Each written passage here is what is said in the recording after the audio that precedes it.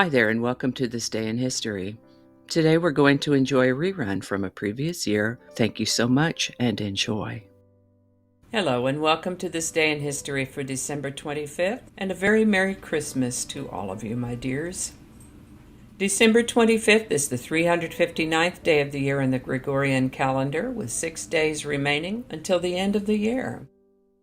Today's word is gammon-esque. This word comes to us from two parts put together. The first part, gammon, from the French, a noun, which means a girl with mischievous, boyish charm, a mischievous, playful, elfish girl or young woman, and the second part, esque, which is a suffix appended to nouns to form adjectives. Esque means in the style or manner of, or resembling. Esque also comes to us from the French, but also has corollaries in Italian, Latin, Germanic, Proto-Indo-European, Old English, and Old Norse, isk or ish being one of those variants. So, gammon plus esque forms an adjective which means playfully impudent, mischievously charming without sophistication. The earliest documented use of gammon-esque is 1886. And with that, we're going to start on this day in 1492, when the ship Santa Maria, commanded by Christopher Columbus, ran onto a reef off Haiti due to the inexperience of the helmsman. Not the end of the world, though. They partially dismantled the ship to obtain timbers for Fort Navidad, or Christmas Fort. That fort was the first Spanish settlement in the New World, which Columbus had claimed for Spain. He thus regarded the wreck as providential.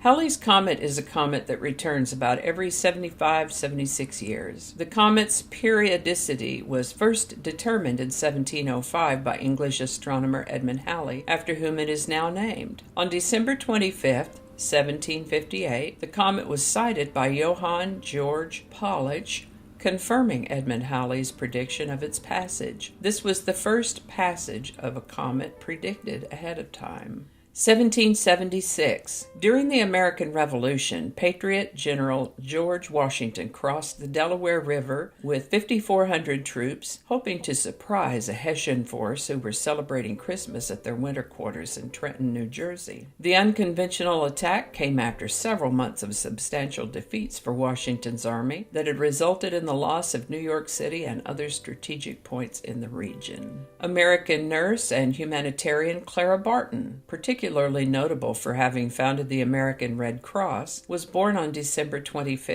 1821. She lived to the age of 90. Polish-American businesswoman and philanthropist Helena Rubinstein was born on Christmas Day in 1870. If that name seems familiar to you, Ms. Rubinstein was the founder and eponym of Helena Rubinstein Incorporated Cosmetics Company, which made her one of the world's richest women. She lived to the age of 92. 1878, Swiss-American race car driver and businessman Louis Chevrolet was born on this date in 1878. Of course you recognize that name, Chevrolet. He co-founded the Chevrolet Motor Car Company in 1911. He died in 1941 at the age of 62. And speaking of cars, on December 25, 1880, an individual named Lane Hall was born. Some records indicate he may have been born in 1884. No matter whether it was 1880 or 1884, when he died in November of 1990, he was the oldest licensed driver in the United States. Lane was born in Mississippi and moved to New York near Buffalo in 1916. His nephew taught him how to drive, and he got his first license that fall. In nearly 75 years on the road, he never got so much as a speeding ticket or even a citation of any kind. Lane Hall drove his 1962 Cadillac Sedan DeVille to the grocery store, to the doctor's office, to visit friends, and even on dates, until he died on November 20th, 1990, at the age of either 106 or 110, depending on which record of his birth is accurate. This accomplishment got him a spot in the Guinness Book of World Records, edging out Mrs. Maud Toll of Inglewood, California, who remained behind the wheel until she was 104. American entrepreneur Conrad Hilton was born on December 25, 1887. He had an entrepreneurial bent from an early age. He came to Texas in his early 30s to buy a bank during an oil boom in 1919. That deal didn't work out, so he bought a hotel instead. That did work out well for him, and he went on to buy hotels in other parts of Texas. Before long, he was buying and building hotels elsewhere in the United States. The Great Depression was hard on him and his hotels, but he survived and went on to build his hotel empire further. He lived to the age of 91 and is buried at Calvary Hill Cemetery over in Dallas. 1899, the great American actor Humphrey Bogart was born on December 25th, 1899. He starred in a number of excellent films. It's hard to choose just one favorite among them. He died in 1957 at the age of 57. American singer, songwriter, and bandleader Cab Calloway was born on this day in 1907. He lived to the age of 86. In 1914, a series of unofficial truces occurred across the Western Front to celebrate Christmas. In addition to the research that led me to this, I came across a pretty cool video about this very subject, which I've linked in the show notes for you. 1918, Egyptian lieutenant and politician, third president of Egypt, Nobel Prize laureate Anwar Sadat was born on this day in 1918. Mr. Sadat was assassinated in 1981 at the age of 62. 1924, American screenwriter and producer Rod Serling was born on this date. He's probably the most remembered for having created The Twilight Zone. He died in 1975 at the age of 50. 1925, Peruvian-American anthropologist and author Carlos Castaneda was born on this date. He wrote a good dozen books, but is perhaps best known for The Teachings of Don Juan. He lived to the age of 72.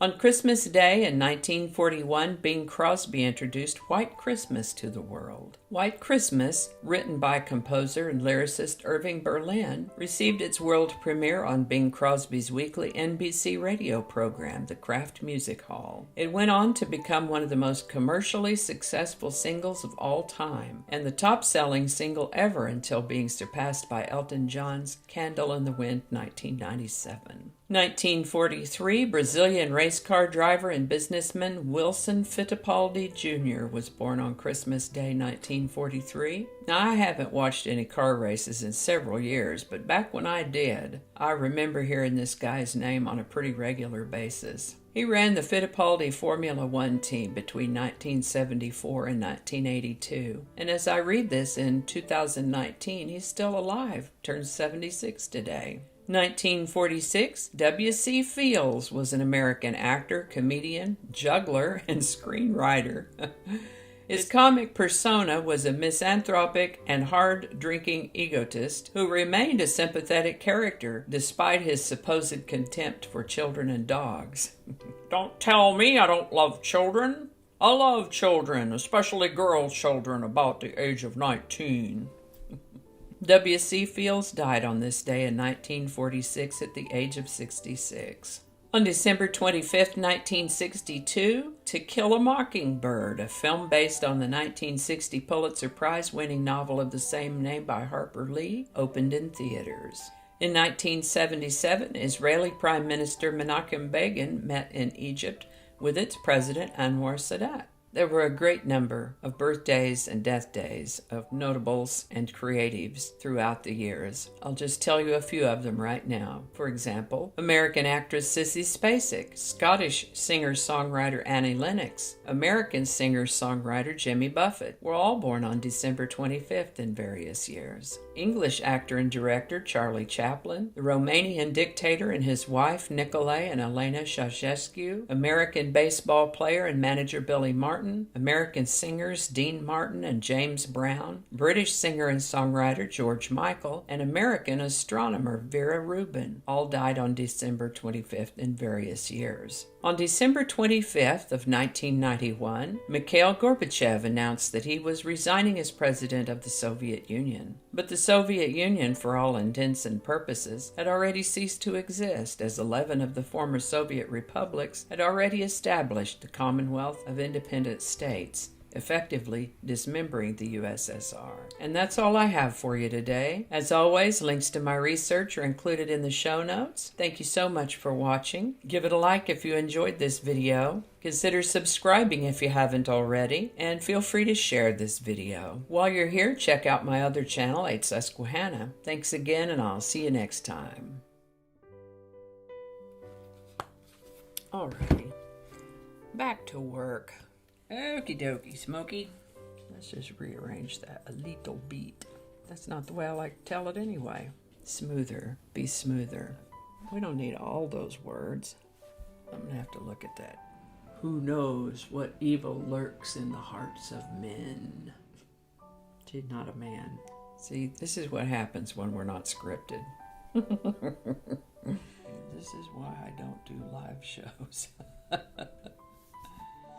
And I think that's going to do it for us today. Thank you so much for watching. Consider subscribing if you haven't already. Feel free to share this video with a link in your email, messaging, or social media. If you enjoy this series, you can check out the playlist that contains these videos. I'll put a link to that in the description. That description lives on YouTube, so for other platforms, I'll include the link to my blog page that is called No Really. You can also find me on Rumble, Parler, BitChute, and Getter. All those links in that description. Alrighty, that's all I can think of right now. Thanks again, and I'll see you next time.